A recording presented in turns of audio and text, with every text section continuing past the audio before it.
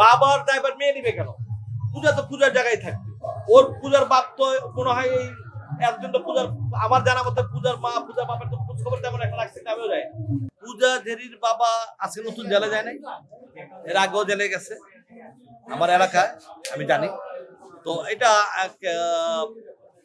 এটা তাদের সে সম্ভবত, আমি যতটুকু জানতাম আমার এলাকা আমার মহল্লার কথা, উনি সম্ভবত আদম ব্যবসা করতো, ঠিক আছে, আদম ব্যবসা করতো।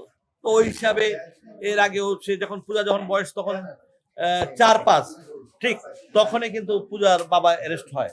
অ্যারেস্ট হওয়ার পরে পূজার মা তারা আলাদা থাকে। আমার বাসার পাশেই তারা একটা ছোট্ট একটা টেলারের দোকান, সেখানে তার মা কাপড় সেলাইতো এবং সেইখানে মেয়েটা খুব কষ্ট করে বড় হয়েছে।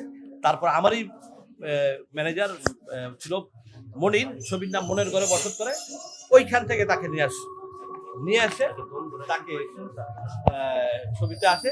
আস্তে আস্তে পরে ওইখান থেকে আর জাহাজ পালুর আজিজের এখানে চলে যায়। আজিজ তাকে নিয়ে একটার পর একটা ছবি করতে, এইভাবে তার লাইফ। এবং পূজার লাইফটা খুব কষ্টের লাইফ ছোটবেলা থেকে। এখন হয়তো পূজা খুব সুন্দর লাইফ করতেছে, বাট ওর ছোটবেলাটা খুব কষ্টের ছিল। সেই কষ্টটা আমি আমার নিজের চোখে দেখা। হ্যাঁ, তার বাবা কখনোই একটা ভালো ব্যাংক ছিল না, ভালো মানুষ ছিল না। কারণ তার বাবার, আমার এলাকার অনেক মানুষ তার বাবার সাথে টাকা পায় এবং আমাকে অনেকেই বলে যে ভাই পূজার বাবার সাথে দেখা কিনা। আমি এসব ব্যাপারে বার্তা দিতে কথা বলি না, বাট পূজার মেয়েটা ওর লাইফে অনেক কষ্ট করছে, এই কষ্টটা আমি নিজে দেখছি। এবং পূজার মেয়েটাও দেখা হলে চমৎকার ভালো এবং কষ্ট করে, মানুষ কিন্তু কষ্ট থেকেই বড় হয় এবং সে কিন্তু কষ্ট থেকেই বড়। বাবার দায়ভার মেয়ে নিবে কেন? পূজা তো পূজার জায়গায় থাকবে।